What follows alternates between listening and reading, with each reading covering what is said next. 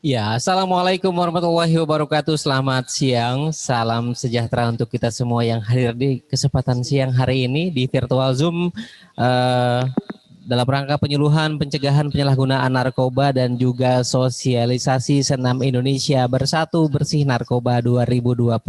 Di siang hari ini, hari Selasa 27 Oktober 2020, bertepatan dengan Hari Listrik Nasional, saya Rehanul Mudin akan memandu jalannya acara virtual Zoom hari ini. Tentunya banyak informasi dan juga ilmu yang akan di-share begitu ya oleh narasumber kita nanti. Inilah sambutan dari Kepala Dinas Pendidikan Kabupaten Garut, Bapak Totong SPD MSI. Oke, Assalamualaikum Pak Kadis.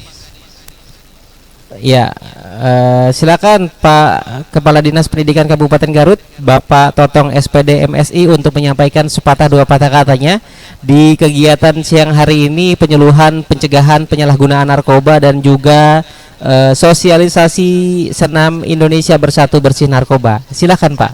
Wah iya, siap. Assalamualaikum warahmatullahi wabarakatuh. Waalaikumsalam Sampurasun, warahmatullahi wabarakatuh. Sampurasun. Lampes. Ya, Turnuhun merupakan kebanggaan bagi saya selaku pimpinan Dinas Pendidikan Kabupaten Garut dalam rangka penyuluhan narkoba ya dan juga sosialisasi senam Indonesia Bersatu Bebas Narkoba. Ini tentunya kami lihat bahwa kebanyakan pesertanya dari Bapak Ibu guru ya, terutama guru-guru olahraga ya. Termasuk mungkin guru-guru yang lain yang ikut bersama panitia di sini. Tentunya sebelumnya puji syukur mari kita panjatkan pada Allah Taala. Salat dan salam selalu tercurah limpah pada Nabi Salam, pada keluarga, sahabat, tabiin, tabitnya hingga kita setiap pengikut setia pada akhir zaman. Tadi permohonan maaf ada tentunya ada tamu yang tadi harus kami layani dulu sehingga mohon maaf seharusnya jam 13.15 juga kami jam 2 ini harus mengikuti dari Bappenas ya tentang pertahanan keamanan di Bapeda dan Garut gitu. Kami juga menyampaikan bahwa terutama yang berkenaan dengan bagaimana penyalahgunaan narkoba khususnya di kalangan pelajar ya, ini tentunya harus kita sikapi secara bersama-sama. Maraknya narkoba dan obat-obatan terlarang telah banyak mempengaruhi mental dan sekaligus pendidikan bagi para pelajar saat ini. Masa depan bangsa yang besar sangat bergantung kepada upaya pembebasan kaum muda dari bahaya narkoba. Ini narkoba ini telah menyentuh lingkaran yang semakin dekat dengan kita semua. Teman dan saudara kita mulai terjerat oleh narkoba yang seringkali dapat mematikan. Nah, ini sebagai makhluk Tuhan yang kian dewasa, seharusnya kita senantiasa berpikir jernih untuk menghadapi teknologi globalisasi yang berdampak langsung pada keluarga dan remaja sebagai generasi penerus bangsa. Kita harus memerangi kesia-siaan yang dikaitkan oleh narkoba, apalagi di situasi pandemi saat ini. Jadi seharusnya kita lebih banyak mendekatkan diri, lebih berupaya untuk menjaga kesehatan, apalagi kita itu harus tetap disiplin menjaga 4M ya, bagaimana pakai masker, jaga jarak, sering cuci tangan dan menjaga imun tubuh kita, ini bagian daripada kesehatan kita. Jadi narkoba ini kan tentunya harus disikapi bersama oleh kita semua, wabil khusus para guru, para pemuka masyarakat, para pemuka agama, para orang tua, tentunya jangan sampai menjadi tadi bahan kedepannya itu menjadi sebuah beban bagi generasi perkembangan Indonesia ke depan. Jadi teman-teman, bagaimana itu penyebab penyalahgunaan narkoba? Tentunya banyak yang disampaikan bahwa kegagalan yang dialami dalam kehidupan biasanya seperti itu. Bagi yang sudah dewasa, ya frustasi, lari ke kegagalan yang dialami dalam kehidupan tersebut. Kemudian pergaulan yang bebas dan lingkungan yang kurang tepat. Nah, tentunya Bapak Ibu guru sebagai yang mendidik begitu, yang mengajar, tentunya ini juga harus diarahkan para pelajar kita jangan sampai bergaul secara bebas di lingkungan yang kurang tepat. Ini juga harus kita arahkan ya. Kita punya maghrib mengaji begitu di Kabupaten Garut. Juga kita punya program embun pagi ya, yang kalau dalam kondisi normal kita seperti itu. Dan sebaiknya efektif kita sekarang kan bekerja di rumah, belajar di rumah, termasuk beribadah di rumah. Ini sebenarnya kalau seandainya masa pandemi ini masih juga ditemukan kalangan yang memanfaatkan narkoba, ini keterlaluan gitu. Jadi masih di situasi ancaman nyawa gitu. Virus corona ini masih yang berani untuk melakukan narkoba. Ini kan agak keterlaluan. Tentu ini berkenaan dengan pengaruh yang ketiga, itu kurangnya siraman agama. Justru dengan kejadian pandemi ini harus banyak yang harus kita ingatkan, bahwa kita harus lebih banyak mendekatkan diri, lebih banyak bertakarub kepada Allah SWT supaya cepat corona ini akan berakhir. Ada juga yang berpendapat bahwa penyebab penyalahgunaan adalah keinginan untuk mencoba. Seperti apa sih narkoba itu? Seperti apa sih aktesi itu dan yang lainnya. Jadi ini keinginan ini yang harus kita jauhi dengan cara tadi, banyak aktivitas yang bermanfaat, mendekatkan diri, juga termasuk mencari kesibukan dalam pekerjaan ataupun dalam aktivitas sebagai seorang pelajar begitu. Nah, tentunya dari penyebab tersebut banyak yang diakibatkan dari narkoba.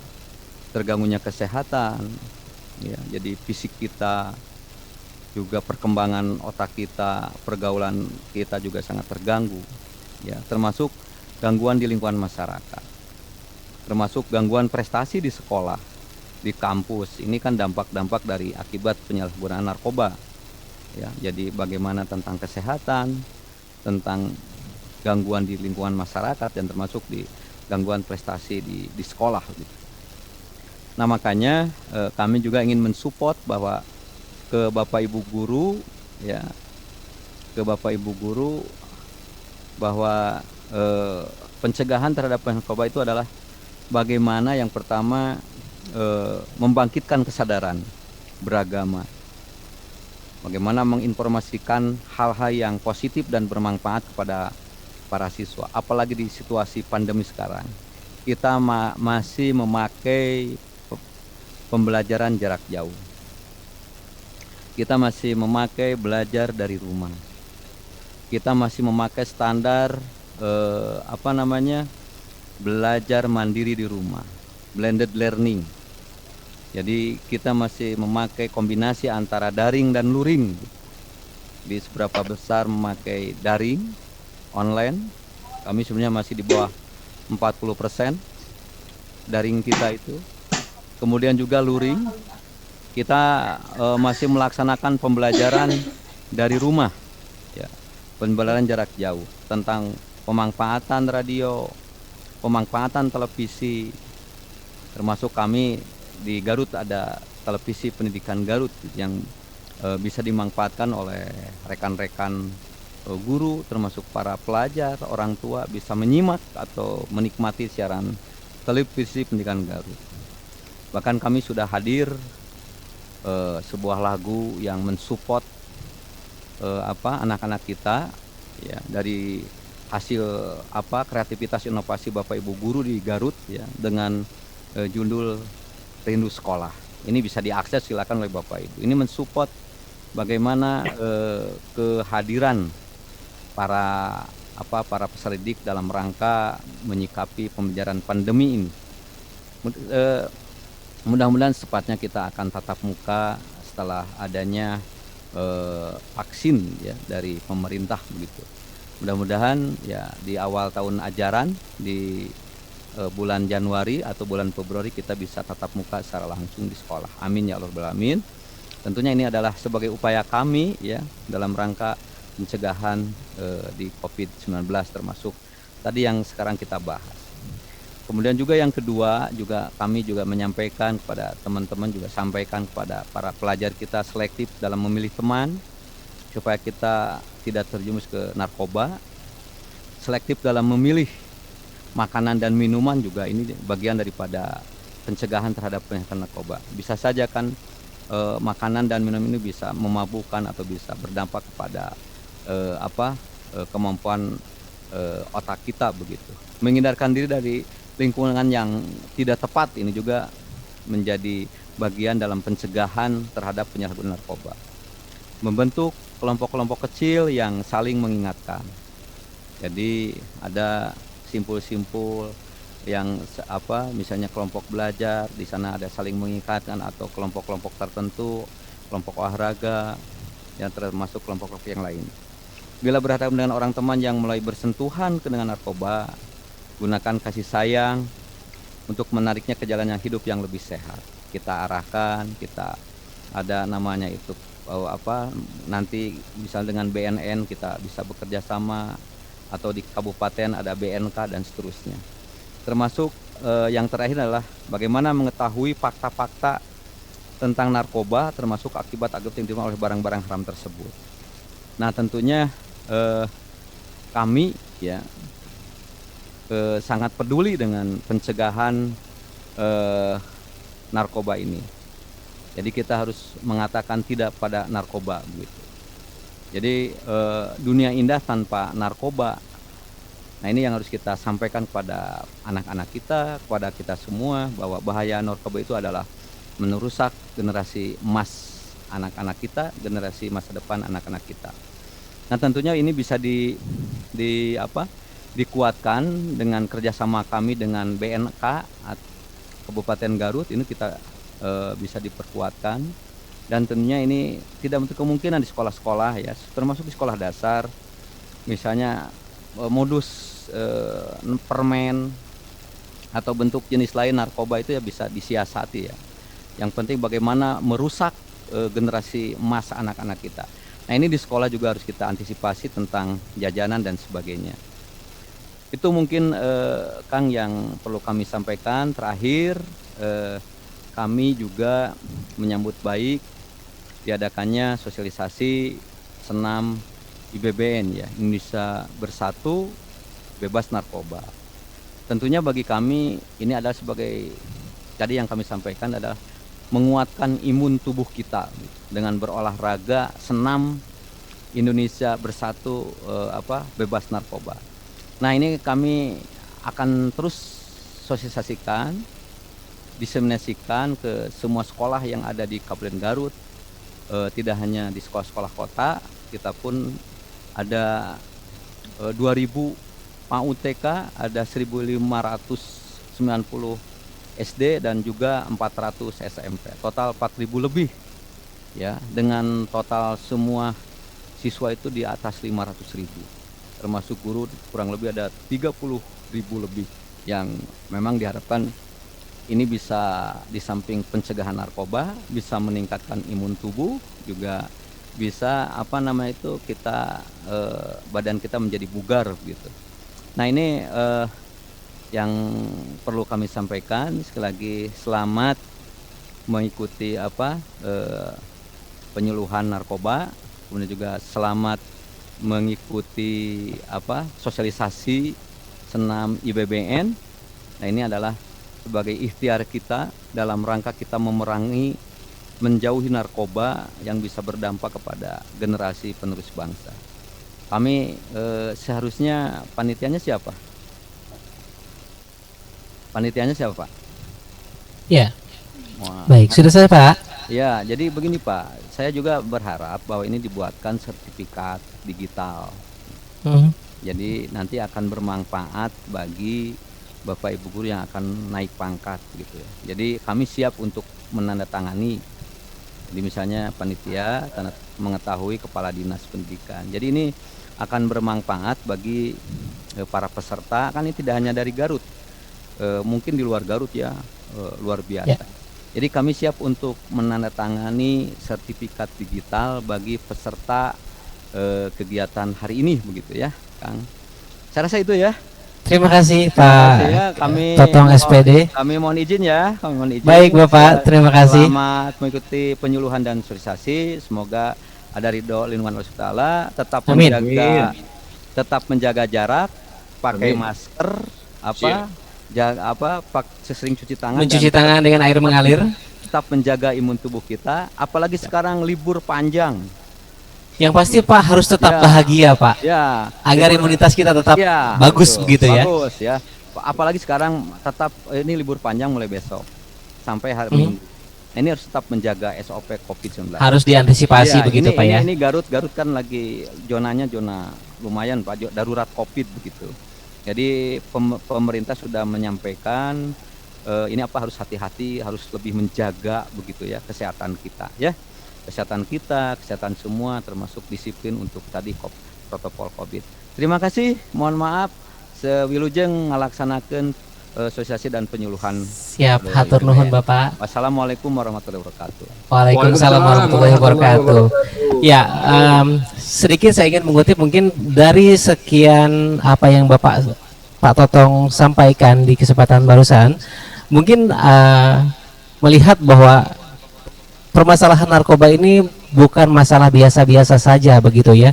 Ini masalah yang sangat luar biasa dan ditangani pun juga harus secara luar biasa. Mulai dari lingkungan keluarga, kemudian lingkungan sekolah, belajar begitu ya, hingga ke lingkungan yang lainnya. Artinya memang ini permasalahan memang bukan masalah kecil begitu ya, karena ini berdampak pada generasi Indonesia, generasi anak Indonesia beberapa tahun ke depan begitu ya, generasi anak bangsa ke depan seperti itu.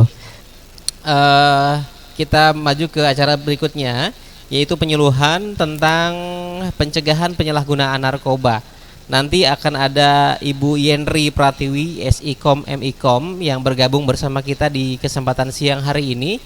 Oke, mungkin kita akan sapa dulu Ibu Yenri Pratiwi, SIKOM MIKOM selaku penyuluh dari Badan Narkotika Nasional Kabupaten Garut. Assalamualaikum Ibu Yenri. Tadi sempat saya lihat ini. Sudah makan siang Ibu Yenri? Alhamdulillah lanjut sudah. Saya dengar informasinya barusan juga masih mengisi materi penyuluhan juga Ibu. Iya, ini baru selesai saya closing statement dulu barusan. Luar Mohon maaf biasa. semuanya. Berarti belum makan siang atau Bu? Nanti dirapel aja kan. Di rapel. Udah kayak gajian kami aja Bu. Iya, Ibu dipersilakan untuk memperkenalkan diri dulu Ibu sebelum kita nanti masuk ke materi penyuluhan Ibu, silakan. Ya baik, bismillahirrahmanirrahim. Assalamualaikum warahmatullahi wabarakatuh. Perkenalkan, nama saya Yandri Pratiwi. Saya bertugas di BNN Kabupaten Garut dengan posisi penyuluh narkoba ahli pertama. Dan pada kesempatan hari ini mungkin saya diberi tugas oleh pimpinan untuk menyampaikan informasi, berbagi informasi dengan Bapak Ibu sekalian terkait upaya kewaspadaan dan juga bentuk ketahanan diri terkait penyalahgunaan dan juga peredaran gelap narkoba. Sebelumnya mohon maaf Bapak Kepala dan juga Bapak Kasih tidak bisa hadir dan juga bersama kita karena ada kegiatan yang tidak bisa ditinggalkan. Mungkin seperti itu Bapak. Ya baik, sudah Ibu ya. Baik, kita memasuki ke sesi materi dan kami juga mengundang mungkin Bapak Ibu yang ada di kesempatan siang hari ini di virtual Zoom yang ingin bertanya. Kami juga perkenalkan untuk bertanya, bisa bertanya langsung begitu ya dengan Ibu Yenri, atau aduh saya masih belum siap deh kalau misalkan untuk ngobrol langsung dengan Ibu Yenri, bisa melalui kolom chat yang nantinya akan saya sampaikan ke Ibu Yenri seperti itu ya. Di kolom chat saja jika memang belum siap untuk ngobrol langsung atau mungkin masih Aduh gimana ya, saya belum siap banget nih kalau misalkan untuk ngobrol langsung. Nggak apa-apa ya, pakai jari aja ya di kolom chat. Nanti yang di pertanyaannya ini akan saya sampaikan ke Ibu Yenri tentunya ya. Ibu, sebelum kita lebih jauh, mungkin kita pertama mengenal ini dulu kali ya, narkoba sendiri begitu ya. Sebenarnya narkoba ini apa sih, Bu? Baik, Bapak. Di sini saya coba akan berbagi informasi bahwasannya banyak orang masih bingung nih narkoba, narkotika, bedanya apa, ataukah sama, atau cuma beda istilah aja dan sebagainya. Sebetulnya narkoba itu sama dengan nafsa, itu singkatan. Narnya narkotika, koknya psikotropika, baknya bahan zat adiktif lainnya. Jadi narkotika itu sendiri adalah bagian dari narkoba. Nah, terkait dengan BNN itu sendiri, kami dari BNN itu hanya mempunyai kewenangan untuk tindakan hukumnya hanya narkotikanya saja. Apa saja yang termasuk narkotika, Bapak Ibu sebetulnya bisa download, bisa lihat langsung di Undang-Undang 35 tahun 2009. Di situ sudah jelas, sangat jelas di lampiran narkotika golongan 1, golongan 2 sampai golongan 3 itu sudah ada semuanya. Dan ketika kita berbicara narkoba, sebetulnya yang pertama harus kita pahami yaitu narkoba singkatan. Kemudian juga kalau narkotika itu apa? Narkotika itu adalah zat atau obat yang berasal dari tanaman atau bukan tanaman, baik itu sintetis maupun semi sintetis, yang bisa menyebabkan penurunan, perubahan, hilangnya rasa nyeri, dan bisa menimbulkan ketergantungan. Jadi ciri-ciri sebuah zat atau obat yang memang merupakan narkotika adalah ketika dikonsumsi dalam jangka waktu tertentu, itu dosisnya pasti dari waktu ke waktu akan naik. Itu adalah narkotika. Seperti itu, Bapak. Oke, jadi ada jenisnya begitu ya. Tadi narkoba untuk jenis psikotropika ini adalah sifatnya tadi dari tanaman atau alami begitu ya? Pembagiannya ada yang alami, ada yang buatan kalau narkotika. Buatan. Nah, yang alami itu mungkin jenis-jenisnya apa saja ini, Bu? Ya, kalau yang alami itu yang berasal dari tumbuhan. Kita mungkin lebih sering mendengar ada ganja, kemudian juga waktu kasus Raffi Ahmad ada tanaman katinon atau daun fat atau teh Arab. Kemudian juga ada opium, opiat, itu kan Kokain termasuk, Bu? Iya, itu berasal dari tanaman opiat yang memang getahnya diekstrak, diolah menjadi narkotika jenis kokain, seperti itu, Bapak. Oke. Kalau tadi yang sifatnya buatan begitu ya, atau yang tidak alami ini berarti jenisnya yang mungkin bisa yang sering beredar di kalangan public figure begitu ya, artis sebagai untuk pemicu semangat begitu? Betul. Jadi Jenis itu ya? Atau gimana, Bu? Ya, salah satu ciri ataupun jenis narkotika buatan itu yang memang 100% bahannya terdiri dari bahan-bahan kimia. Jadi ada yang sintetis, ada yang semi sintetis. Kalau yang sintetis itu 100% bahannya terdiri dari bahan kimia, contoh sabu, itu murni 100% bahan kimia. Tapi kalau seumpamanya narkotika yang dikonsumsi oleh Raffi Ahmad, itu metilon, itu bahan pembuatnya itu katinon atau tanaman kat. Jadi diekstrak, diolah menjadi narkotika semi sintetis. Sebetulnya terlepas dari narkotika itu alami, kemudian sintetis ataupun semi sintetis, yang membahayakannya ini adalah ketergantungannya. Karena dosis dari waktu ke waktu itu harus dan pasti bisa dipastikan itu harus naik. Makanya banyak orang yang overdosis karena memang penggunaannya sudah jangka panjang dan tidak ada upaya rehabilitasi, akhirnya yaitu tadi meninggal mendadak atau overdosis, seperti itu. Iya, berarti ini salah satu yang bisa dibilang banyak beredar di kalangan masyarakat begitu ya, dengan berbagai macam cara penyebarannya. Ini salah satunya adalah metode atau jenis yang tidak alami, tapi juga jenis yang tumbuh-tumbuhan atau dari tanaman ini pun juga marak beredar begitu ya, Bu ya? Iya, betul. Kalau bicara Kabupaten Garut, Pak, ini sudah ada temuan 6 kasus ladang ganja sampai dengan tahun 2019. Jadi artinya memang Kabupaten Garut yang memang iklimnya tropis, kemudian juga tanahnya vulkanis, kemudian juga terdiri dari lautan, kemudian gunung dan lain sebagainya, itu memungkinkan jenis-jenis narkotika alami tumbuh subur di Garut. Buktinya ini sudah ada temuan 6 kasus ladang ganja di Kabupaten Garut, dan ini juga merupakan bentuk kewaspadaan yang perlu kita siasati dan kita pikirkan bersama-sama supaya peredaran dan juga penyalahgunaan narkoba khususnya di Kabupaten Garut itu bisa diwaspadai dan juga kita siasati seperti itu. Oke, kalau dari sisi penyebarannya nih Bu, apakah bisa dicegah Bu dari narkoba ini?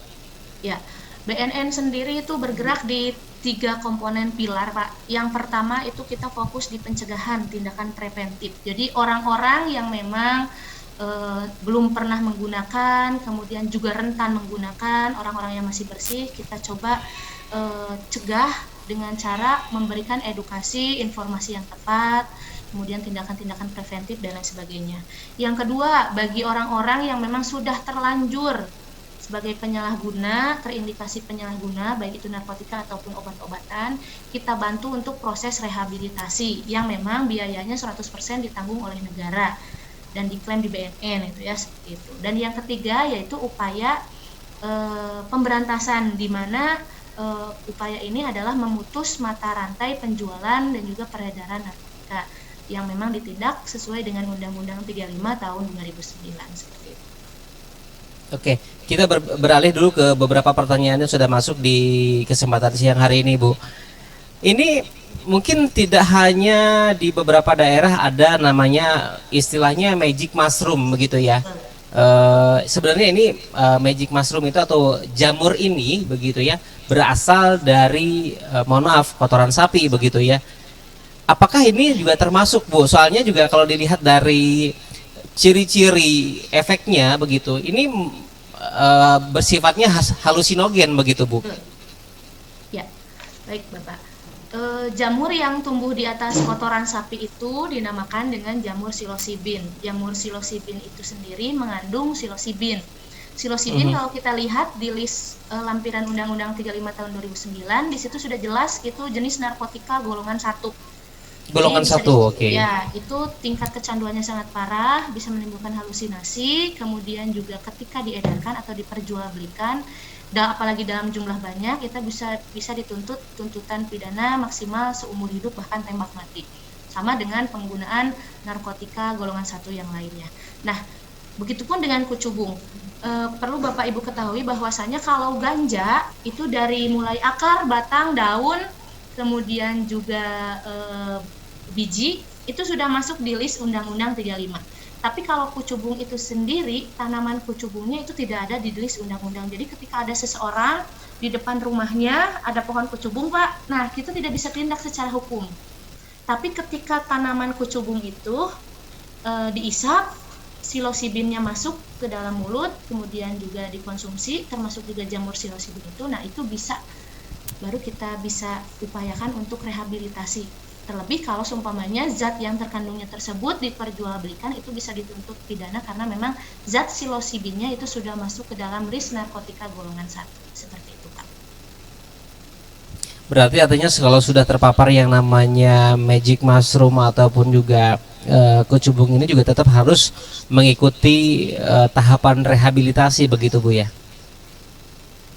Iya, betul sekali. Jadi ketika ada seseorang terindikasi penyalahguna ataupun terindikasi melalui hasil pengecekan urin gitu ya Pak ya. Contoh si A nih, BNN ada operasi, kemudian tes urinnya menyatakan dia positif narkotika. Nah, orang tersebut nanti kita akan bawa ke BNN, kita akan lakukan asesmen. Fungsinya asesmen tersebut yang pertama nanti secara medis kita akan coba cek oleh tim kedokteran, tim medis, tingkat kecanduannya seberapa parah, karena nanti menentukan rehabilitasinya rawat inap atau rawat jalan. Kemudian yang kedua, apakah seseorang tersebut memang tertangkap tangan ataupun ada padanya barang bukti berupa narkotika. Nah, ada batasan-batasan tertentu Pak, ketika seseorang contohnya mengkonsumsi narkotika, tapi begitu ditangkap tidak tertangkap tangan, itu jatuhnya rehab. Tapi kalau tertangkap tangan nanti ada batasan-batasan yang memang tidak kita beritahukan, gitu ya, batasan-batasannya, sehingga nanti kategorinya apakah dia pengedar ataupun hanya pecandu biasa, karena ada batasan barang bukti yang memang sudah menjadi aturan kesepakatan bersama antara BNN, Kepolisian Republik Indonesia, Kementerian Kesehatan, Kementerian Sosial, Kemenkumham, dan lain sebagainya, Pak. Seperti itu. Artinya diperbolehkan pun hanya untuk keperluan medis saja begitu Bu ya? Tergantung Pak. Jadi kalau narkotika golongan 1 itu tidak ada alasan seseorang menyimpan atau menguasainya. Karena apa? Itu tidak diperuntukkan untuk kesehatan atau dunia medis Pak. Contoh ganja, sabu, ekstasi, dan lain sebagainya. Itu narkotika golongan 1. Itu tidak ada alasan. Jadi tidak akan ada dokter meresepkan narkotika golongan 1. Hal ini dikarenakan tingkat kecanduannya sangat tinggi. Berbeda halnya kalau narkotika golongan 2, ini boleh untuk terapi pengobatan, tapi penggunaannya hanya oleh orang-orang tertentu. Contohnya penggunaan morfin atau obat bius saat operasi. Dan yang ketiga yaitu narkotika golongan 3, ini boleh juga untuk terapi pengobatan, tapi bukan seperti halnya obat-obatan yang bisa kita beli di warung, melainkan obat-obatan yang memang diperuntukkan dengan resep dokter, beli ke apotek dan sebagainya. Contohnya kodein atau obat batuk kering, itu termasuk narkotika golongan 3. Tapi jumlah dari narkotika per golongan itu banyak sekali Pak, dan itu bisa kita lihat di Undang-Undang 35 tahun 2009, lampirannya lengkap, dan yang terbaru itu sesuai dengan revisi Permenkes nomor 5 tahun 2020, itu termasuk PCC, tembakau gorila, tembakau Hanuman, itu sudah masuk narkotika golongan 1. Jadi ketika diedarkan, disalahgunakan, itu bisa terjerat secara hukum. Seperti itu. Baik. Ini kembali Bu, kita ke kolom chat ada Pak Agus Herdiana dari Garut juga ini yang bertanya begitu ya. Apakah ada makanan yang masuk kelas makanan atau minuman? Nah, ini mungkin mengingat beberapa waktu lalu juga sempat beredar informasi di Lapas Sukamiskin Bandung ini penyebarannya melalui isian bakso begitu ya, dan juga paling terakhir di Tangerang ini tahu isi begitu ya. Nah isinya ini bukan sekedar tahu tapi melainkan narkotika seperti itu. Mungkin maksudnya seperti itu Pak Agus ya. Silakan Ibu. Baik. Jadi sebetulnya itu adalah salah satu strategi para bandar, para produsen untuk mencoba menjebak kita sebagai korban penyalahguna, yaitu dengan cara memasukkan jenis narkotika mengcombine dengan jenis makanan dan minuman. Lantas bagaimana bedanya kita sebagai masyarakat biasa gitu ya, masyarakat awam bisa membedakan makanan dan minuman yang mengandung narkotika atau terkontaminasi narkotika seperti apa? Nah, dari berbagai temuan itu yang pertama biasanya jenis narkoba itu atau narkotika itu dikombin dengan makanan dan minuman yang dijual secara online Pak. Jarang yang memang dijual diperuntukkan atau dijual belikan secara bebas seperti itu. Yang kedua biasanya mereka juga berpikir terkait juga dari segi harga. Kalau seumpamanya dulu kita BNN pernah berhasil menggagalkan pembuatan brownies ganja, karena memang harga browniesnya itu bisa combine dengan jenis ganja gitu ya, secara harga. Nah di sini untuk Bapak Ibu sekalian yang perlu kita waspadai yaitu tadi penjualan makanan dan minuman secara online, kemudian juga harganya memang akan jauh lebih mahal dibanding harga standar biasanya. Yang ketiga biasanya itu juga tidak diperjualbelikan, namun dibagikan secara gratis, pura-pura dengan dalih sampel makanan atau minuman, itu juga perlu diwaspadai. Nah, dari berbagai kejadian yang kita temui di lapangan, kita tim BNN juga berusaha untuk melakukan tindakan preventif, apalagi ke anak-anak sekolah, remaja-remaja, untuk menerapkan pola hidup sehat, minimalnya tidak jajan sembarangan, makan makanan yang bergizi, kemudian memperlihatkan cara membaca kemasan seperti apa, lihat expirednya, kemudian juga produsennya harus jelas, made in mana, apakah ada iklannya di TV dan sebagainya, itu sebagai upaya preventif sifatnya seperti itu Pak. Oke. Menarik tadi ada satu metode penyebaran begitu ya dengan cara dijual secara online. Nah begitu. Artinya dalam bentuk makanan tadi ya. Betul. Kalau kita misalkan sebagai orang awam mengenali begitu ya adanya narkoba atau tidak begitu dalam makanan itu sendiri, ini berpengaruh terhadap rasa nggak Bu? Jelas tidak Pak, karena mereka juga mengcombine semaksimal mungkin tidak mencurigakan. Namun efeknya pasti ada. Salah satunya ya itu tadi, mereka akan merasa ketagihan, kecanduan, dan dosisnya pasti naik Pak dari waktu ke waktu. Oke, seperti itu ya. Baik, kemudian ada lagi nih dari kolom chat, masih ada 2 pertanyaan lagi sebelum kita nanti lanjut lagi ke materi yang ingin kita bahas begitu ya. Ini tidak ada namanya.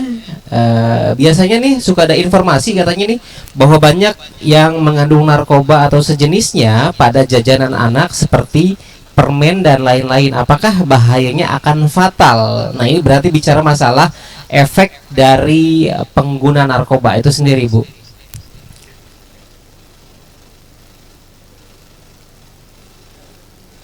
Ya, jadi memang kita di lapangan banyak menemui kasus-kasus di mana ada seorang anak mengkonsumsi jenis makanan berupa permen ataupun berupa agar-agar dan sebagainya, kemudian ada efek yang dirasakan.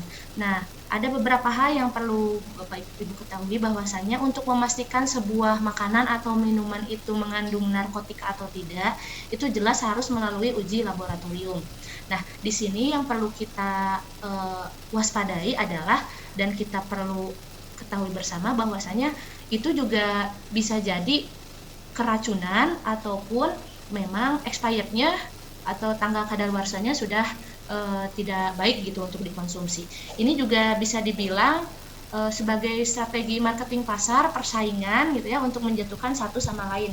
Nah, di sini kami sebagai lembaga yang memang punya informasi yang lebih detail, alangkah lebih baiknya ketika mempunyai kondisi di lapangan seperti itu, barangnya atau makanannya atau minumannya itu dicek dulu secara resmi melalui uji laboratorium, sehingga kita bisa tahu apakah memang itu tingkat disebabkan oleh keracunan, ataukah hanya expired, ataukah memang real mengandung narkotika, seperti itu Pak. Karena bisa jadi itu hanya persaingan pasar saja untuk menjatuhkan satu produk dengan produk yang lainnya, seperti itu.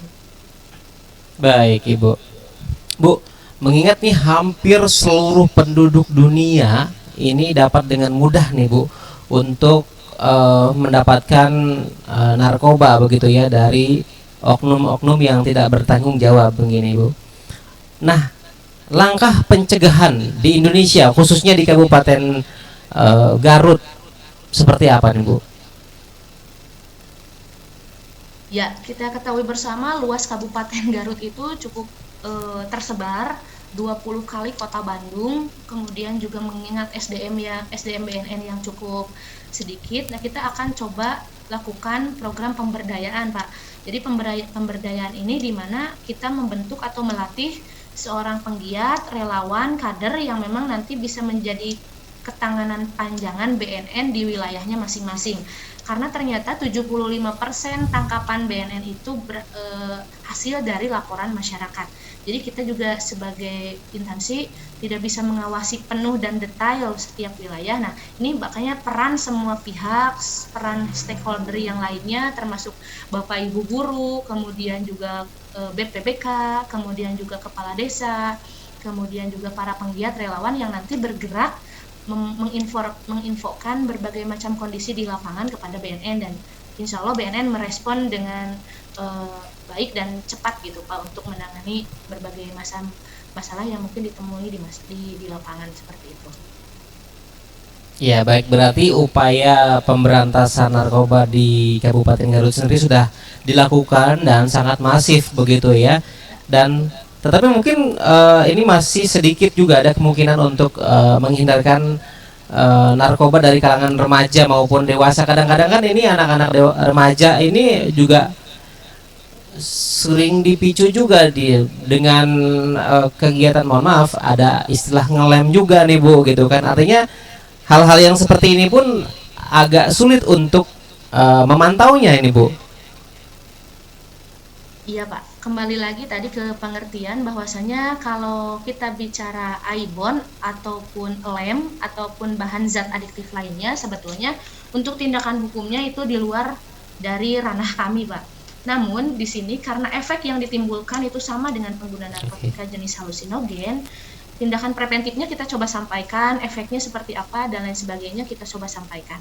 Cuma untuk upayanya kalau seumpamanya ada pertanyaan kok dibiarkan gitu ya anak-anak yang suka ngelem di lampu merah, karena memang kita tidak punya payung hukum yang cukup Pak untuk bertindak secara hukum.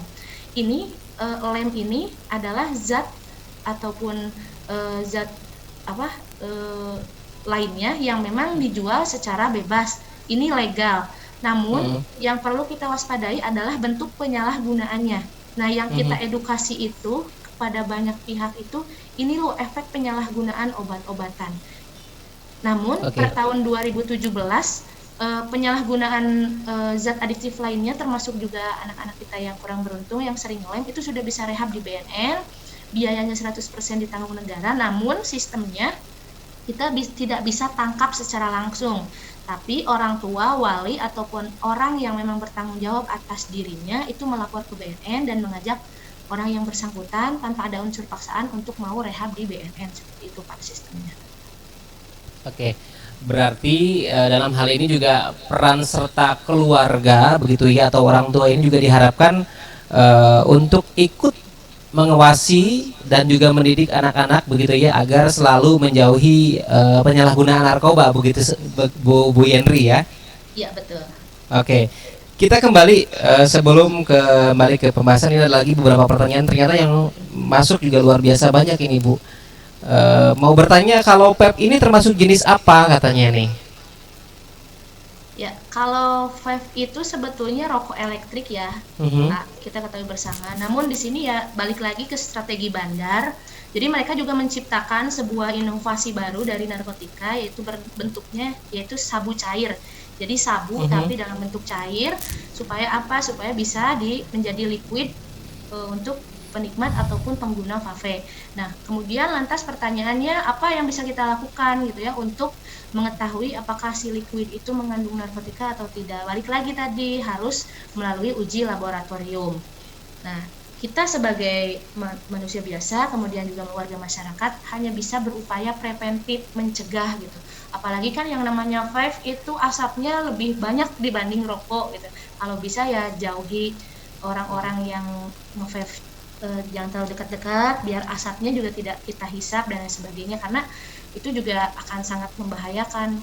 Terlebih juga sabu itu sendiri kan sifatnya stimulan, meskipun efek sementaranya itu bisa memacu kerja otak dan otot, tapi ketika sakaunya datang itu kan tubuhnya sudah tidak bisa beraktivitas lagi seperti biasanya. Seperti itu Pak. Baik, terima kasih Ibu Rika sudah dibahas ya, tadi sudah dijawab. Kemudian ada lagi Pak Ade Yusuf. Ini terkait dengan pembahasan sebelumnya, ini bagaimana caranya agar orang tua atau guru ini mengetahui bahwa makanan atau minuman tersebut mengandung narkoba. Apakah ada cara yang sederhana begitu untuk mengujinya? Begitu Bu. Sebetulnya kalau cara untuk menguji secara sederhana tidak ada Pak, itu harus melalui uji laboratorium. Cuma kita uji bisa lab, melakukan ya uji lab. Tapi kita bisa melakukan sebuah tindakan yang memang sederhana untuk mengetahui apakah seseorang itu ada dalam pengaruh obat-obatan atau tidak, yaitu dengan cara kita siapkan gun taker ataupun senter, kita coba sorotkan ke matanya Pak. Nah kalau seumpamanya pupilnya membesar, ya itu artinya ketika disorot oleh cahaya lampu pupilnya membesar, itu bisa dipastikan kalau seseorang itu sedang dalam kondisi pengaruh obat. Kalau seumpamanya pupil matanya mengecil atau langsung meriut, itu tandanya mereka dalam kondisi sadar, tidak dalam pengaruh obat-obatan. Jadi Bapak Ibu sekalian bisa pergunakan metode itu untuk mengecek apakah si anak didik Bapak atau Ibu dalam pengaruh obat atau tidak, itu bisa dilakukan secara sederhana seperti itu. Perubahan perilaku termasuk menjadi salah satu cirinya nggak sih Bu? Bisa, namun tidak harus ataupun tidak karena narkoba perubahan itu. Namun bisa jadi kan kalau seumpamanya anaknya sering bolos, kemudian juga malas dan sebagainya, pasti ada faktor lain pendukungnya. Tapi untuk bisa memastikan seseorang itu terindikasi positif atau negatif narkoba ya dengan cara tes urin itu lebih bisa valid gitu ya, dalam jangka waktu yang cukup singkat bisa kita ketahui. Namun kalau seumpamanya Bapak Ibu penasaran apakah seorang anak ini terpengaruh obat atau tidak, ya tadi metodenya dengan menggunakan senter atau cahaya. Seperti itu, Pak. Oke, dari cahaya pertama yang paling mudah begitu ya. Betul. Dengan melihat pupilnya itu tadi ya. Oke. Kembali kita ada satu dari Pak Agus Herdiana di Garut juga. Ya, ini kalau barang-barang narkoba yang diimpor, kemudian yang menurut berita sampai ribuan ton, itu nama-nama dan jenisnya apa saja. Kemudian berdasarkan pengamatan BNN, agar kami ini katanya ini guru dan juga tenaga pendidik ini tahu, mohon pencerahannya bagaimana bisa terdistribusi dan tetap ada penyebarannya di masyarakat. Iya, kalau seumpamanya jenis-jenis yang masuk di Indonesia itu memang sekarang sudah tren ya Pak, yang namanya sabu, ganja itu trennya di Indonesia, ekstasi dan sebagainya. Meskipun kokain itu jarang. Jadi penggunaan narkotika itu sama seperti selera makan Pak. Kalau orang Indonesia itu trennya pasti sabu, ekstasi, ganja dan sebagainya. Kalau kokain, heroin itu masih jarang. Kalau di Garut sendiri itu tren ganja masih cukup tinggi dan penyalahgunaan obat-obatan Pak. Itu cukup tinggi. Contohnya kita sering menemukan atau Bapak di sekolah ataupun di wilayah Bapak itu menemukan bungkus, mohon maaf saya nyebutin salah satu merek obat batuk, contohnya bungkus komik banyak. Nah itu sebagai indikasi Pak, mereka itu bentuk penyalahgunaan obat-obatan. Apakah efeknya sama? Jelas sama. Apakah itu perlu rehabilitasi? Sangat perlu rehabilitasi. Apakah itu membahayakan? Sangat membahayakan. Sama halnya dengan penggunaan narkotika. Jadi memang kalau indikasinya seperti apa? Yang pertama tadi Pak, kalau sebuah zat atau obat itu mengandung narkoba atau narkotika, kita bisa lihat dengan cara apakah penggunaan dari waktu ke waktunya dosisnya naik atau tidak. Contoh, kita sebagai orang Indonesia kan Pak, demennya makannya sarapannya nasi. Sehari 3 kali, paling 1 kali makan tuh 1 piring. Tapi kan dosisnya tetap segitu gitu ya, seumur hidup kita paling dosisnya segitu, bahkan berkurang gitu makin kesini. Tapi kalau sebuah zat atau obat mengandung narkotika itu atau narkoba itu pasti dosisnya nambah. Contoh Bapak, kalau seumpamanya Bapak perokok, di awal-awal Bapak merokok itu pasti kan cuma 1 batang, 2 batang. Makin kesini 1 bungkus sehari. Nah itu artinya tubuh kitanya sudah mulai kecanduan. Itu adalah ciri-ciri zat atau obat yang memang bisa menimbulkan kecanduan seperti itu Pak, yang dosisnya dari waktu ke waktu naik. Yang kedua, bagaimana kita bisa melihat gerak-gerik atau ciri-ciri orang yang memang terindikasi. Yang pertama tadi dari segi pupil matanya. Yang kedua, mungkin Bapak Ibu sekalian bisa merazia sekali 2 kali waktu gitu ya, tas murid-muridnya apakah memang relevan gitu apa yang mereka bawa. Contohnya kalau seumpamanya ada kertas timah, ada suntikan, atau ada bong yang memang botol sedotannya ada 2, nah itu juga perlu diwaspadai seperti itu Pak. Jadi kalau ada nanti ketika merazia tas anak didik kita ini ada barang-barang yang di luar yang seharusnya mereka bawa, ini juga patut diwaspadai begitu ya. Ya betul Pak. Bu Yanri, selain tadi sempat dibuka sedikit soal halusinogen sebagai efek dari yang ditimbulkan begitu sebagai pemakai begitu. Ada lagi nggak Bu selain dari halusinogen itu sendiri? Ya. Baik, kalau ada pertanyaan seperti apa sebetulnya ciri-ciri pengguna narkotika? Maka jawabannya adalah tergantung jenis narkotika yang dia konsumsi. Karena narkotika itu memiliki 3 efek secara berbeda. Yang pertama ada yang efeknya stimulan. Efek stimulan ini justru menjadikan seorang penggunanya itu lebih kuat. Nggak makan, nggak tidur, nggak istirahat, mereka kuat karena stimulan memacu kerja otot dan juga otak. Namun itu hanya efek sementara, lagi-lagi efek sementara, dosisnya harus naik dan sebagainya. Yang kedua, kalau yang stimulan itu contohnya penggunaan sabu, kemudian ekstasi, kemudian juga zat-zat yang memang seperti halnya doping. Itu yang pertama. Yang kedua, efeknya depresan. Kalau yang tadi stimulan itu memacu kerja otak, biasanya ini digugunakan oleh lebih orang-orang semangat yang begitu ya, memicu lebih semangat begitu ya. Artis kebanyakan itu jenis narkotika stimulan karena mereka dipacu atau dituntut untuk terus bekerja dan bekerja gitu tanpa mengenal waktu. Nah, berbeda halnya ketika menggunakan narkotika jenis depresan. Ini kebalikannya. Pecandunya itu ciri-cirinya kayak orang lemas, malas ngapa-ngapain, maunya tidur. Biasanya ini dipergunakan oleh orang-orang yang punya banyak masalah. Apakah itu broken home, apakah putus pacar, atau ditinggal nikah, dan sebagainya, faktor-faktornya. Intinya mereka ingin melupakan berbagai masalah yang dialaminya, yaitu dengan cara mengkonsumsi jenis depresan ini. Karena itu tadi efeknya kayak orang mabok aja gitu. Nah, kalau yang ketiga ini efeknya halusinasi atau halusinogen. Efek ini langsung menyerang ke otak karena memacu perubahan distorsi ruang dan waktu. Ini bisa ditemui kepada pecandu ganja, jamur psilosibin atau jamur yang tumbuh di atas kotoran sapi, termasuk juga anak-anak yang suka ngelem lem ataupun mengisap-isap jenis, contohnya stabilo, bensin, dan sebagainya. Itu jenis narkotika atau narkoba yang memang diisap yang efeknya berhalusinasi. Dan efek halusinasi ini bisa menimbulkan gangguan kejiwaan. Saya pernah mendengar sebuah cerita dan melihat secara langsung. Jadi ada sekumpulan anak. Jadi kita kan sebagai manusia itu punya tingkat kepanikan berbeda-beda. Ada orang yang memang punya keparnoan tersendiri. Contohnya ada yang takut takut semut, ada yang takut ketinggian, ada yang takut ular, bahkan ada yang takut nasi gitu ya, dan sebagainya. Nah, ada di sekumpulan anak itu, dia tuh punya tingkat kepanikan yang cukup tinggi. Dia tuh dijailin sama temennya tuh, dimasakin mie rebus pakai jamur psilosibin. Nah, begitu dikonsumsi jamur psilosibinnya itu, dia tidak ingat, tidak sadarkan diri 2 hari 2 malam, dan ketika bangun dia sudah tidak ingat lagi namanya siapa, orang tuanya namanya siapa, di mana tinggalnya. Karena itu tadi, dia punya tingkat kepanikan yang luar biasa, mengalami halusinasi, itu bisa berefek gangguan kejiwaan seperti itu.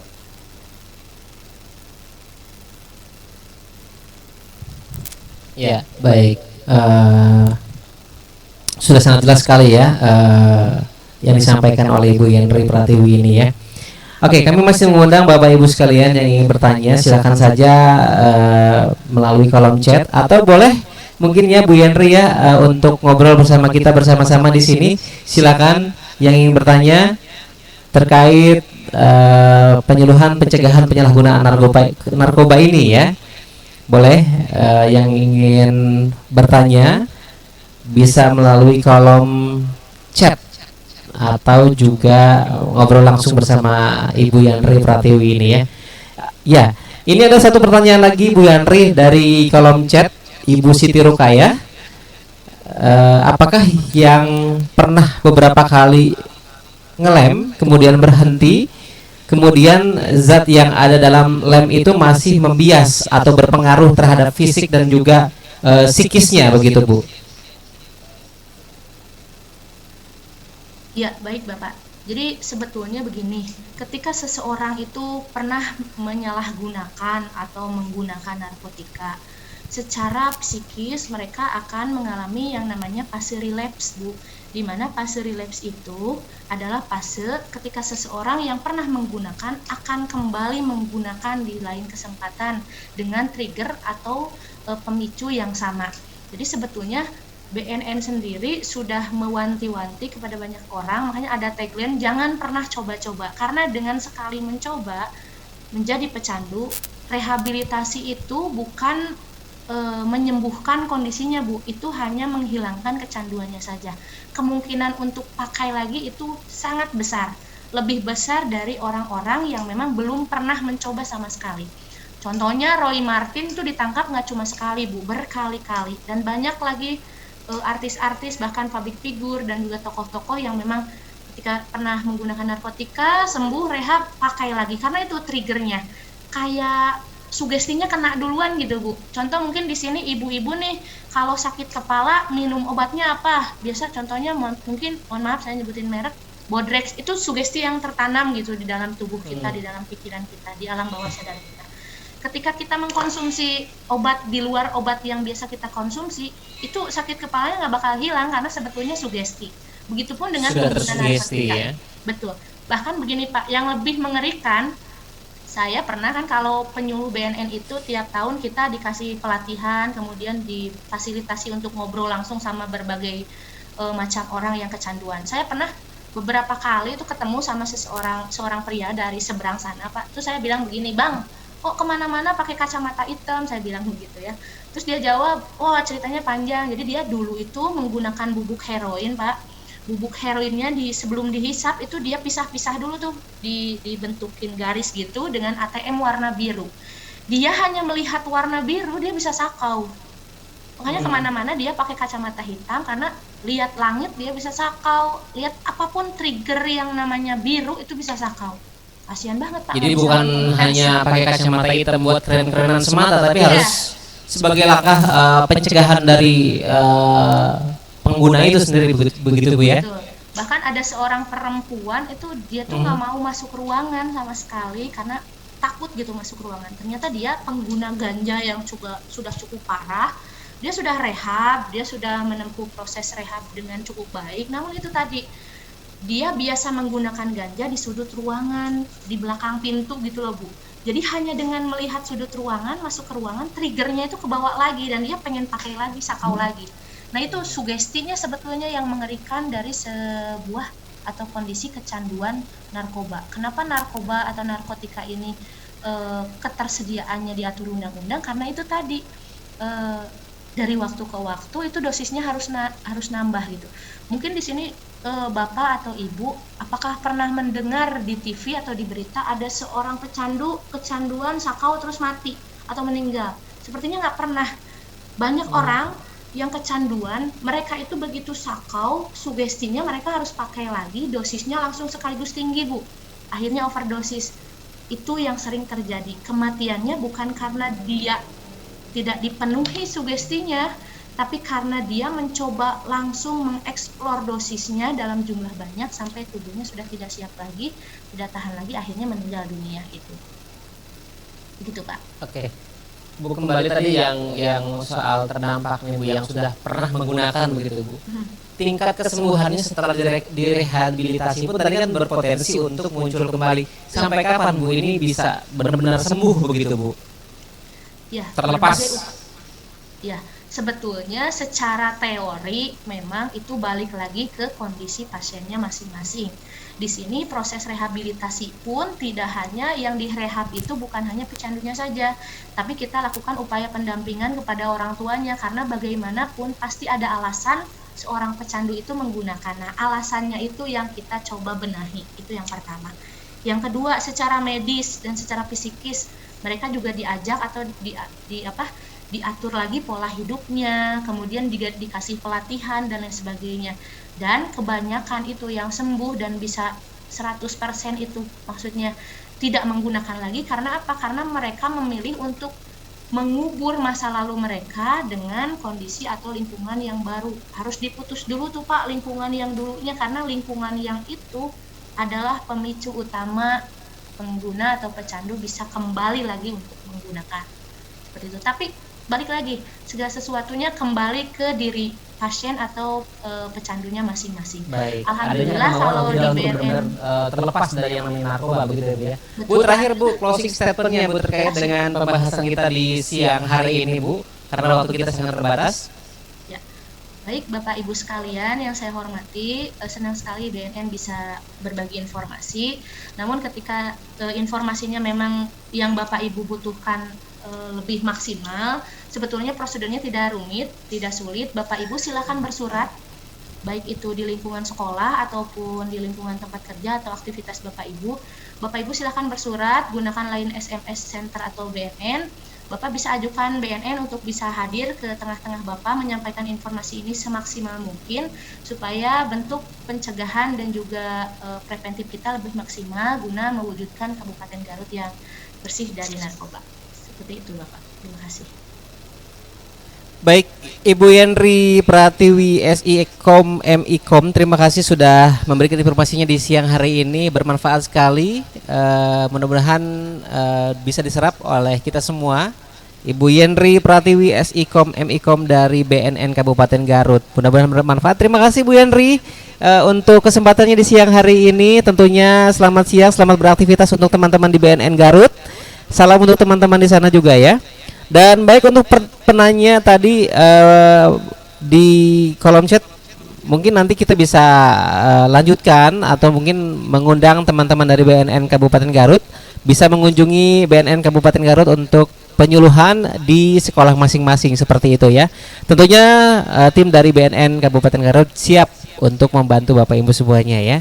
Dan berakhir pula kebersamaan kita di kesempatan siang hari ini. Saya ucapkan terima kasih atas kebersamaannya. Mewakili kerabat kerja yang bertugas dari Studio Ratu Pelangi Indonesia, saya Rehanul Mudin. Wassalamualaikum warahmatullahi wabarakatuh. Narkoba 100% haram. Narkoba jangan kau dekat denganku. Narkoba penghambat masa depanmu. Narkoba